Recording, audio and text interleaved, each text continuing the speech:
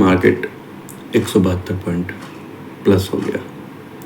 हालांकि अगर आप कल का मेरा वीडियो देखें तो उसमें मैंने कहा था कि मार्केट अभी कोई रिवर्सल कुछ खास नहीं दिखाई दे रहा, हो सकता है थोड़ा सा ऊपर जाए, तो आपको जो है मतलब सचेत रहना है, ऊपर जाने पे सेल का करना है। हालांकि 172 पॉइंट कम नहीं होता, और अगर आप देखें तो मार्केट 23,581 पे है और अभी भी ये अपने रेजिस्टेंस लेवल के आसपास ही है।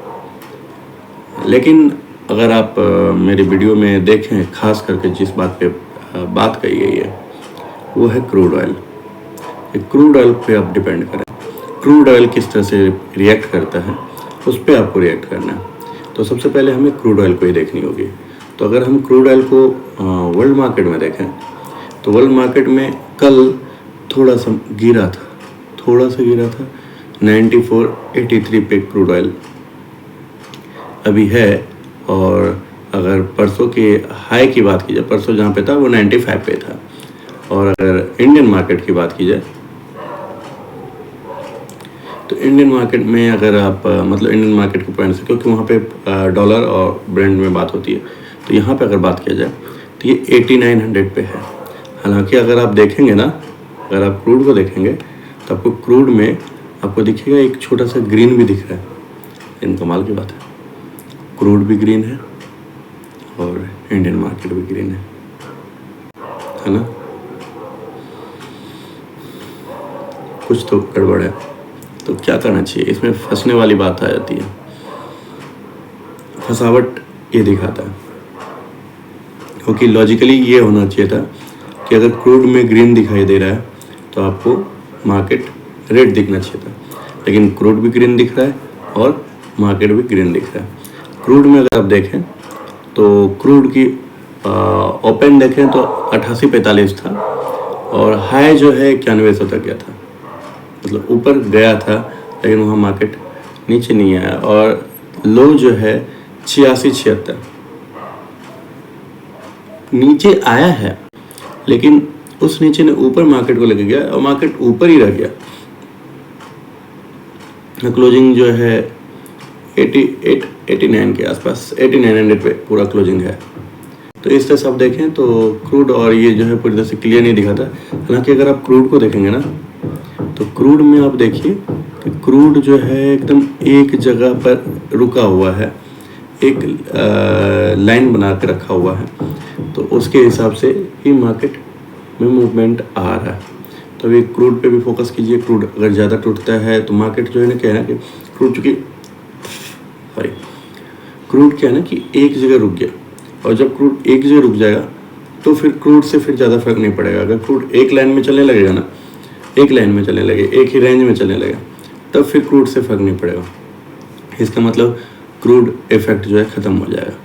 लेकिन अगर क्रूड में मूवमेंट हो रहा है, वो बहुत ज़्यादा वॉलेटिलिटी है, तो फिर क्रूड पे इफेक्ट पड़ेगा।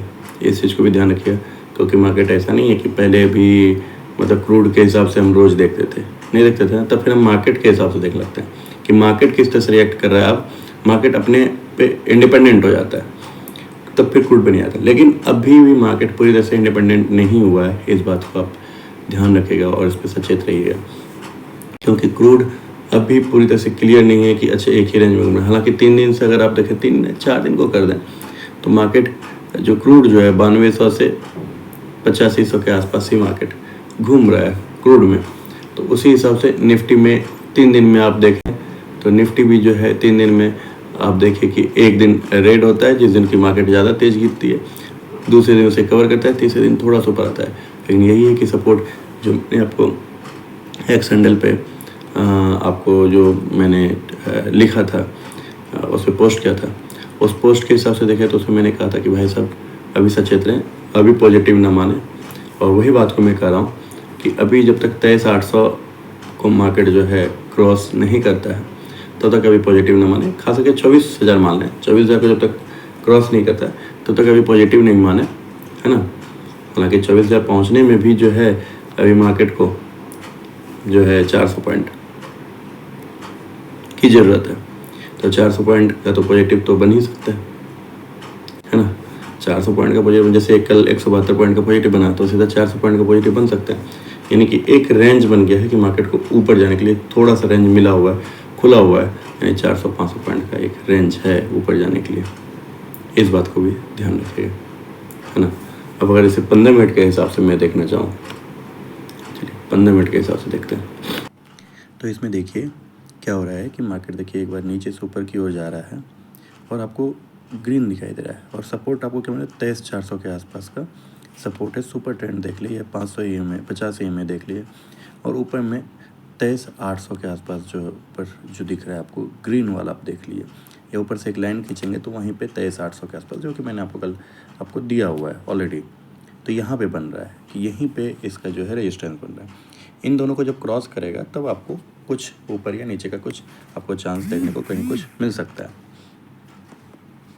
अगर आप इसको देखें कि अच्छा ट्रेड कैसे किया जाए, तो ट्रेड करने के लिए कि क्या हो सकता है इनमें, कि ऊपर होगा, नीचे होगा, कैसे होगा, क्या होगा, तो इसको देख लीजिए। या तो एक हो कि एक बार यहाँ से नीचे आकर के ऊपर भाग जाए, एक तो ये हो सकता है, सिंपल सी बात है कि ऊपर जो रेजिस्टेंस है उसको तोड़ते हुए आ जाए। एक दूसरा हो सकता है कि भाई सीधे ही डायरेक्ट नीचे आ जाए, नीचे में जो अपना सपोर्ट है जो जहाँ पे मार्केट था 23,200 के आसपास, वहाँ के आसपास आकर के फिर वहीं पे रुक जाए, थोड़ा सा वहाँ पर रुके, फिर उसका नीचे जाना हो जा सकता है। और क्या हो सकता है, ये मैं 3-4 ऑप्शन आपको बता रहा हूँ क्या हो सकता है। एक बार यहीं ऊपर से आए, एक जब रुक के तेज़ी से नीचे गिरे, ऐसे भी हो सकता है। तो यहाँ पे अगर रुकता है तो यहाँ पे आपको तेज़ी से नीचे के लिए देखना पड़ सकता है। एक और हो सकता है कि भाई साहब जब मार्केट ऊपर पॉजिटिव हो रहा है, क्रूड ऑयल अगर आपके सपोर्ट में आ जाता है कि क्रूड ऑयल गिरना शुरू हो जाता है, तब क्या हो सकता है कि भाई ऊपर जाएगा, वहाँ रुकेगा और तेज़ी से ऊपर भाग जाएगा। ये भी तो हो सकता है। तो आपको सारे ऑप्शन लेकर के चलने हैं, कोई एक ऑप्शन लेकर के काम नहीं करना है, ठीक है। तो इस तरह से आपको काम करना है और तभी जा कर के कुछ काम होगा, ठीक है। चलिए फिर मिलते हैं, धन्यवाद।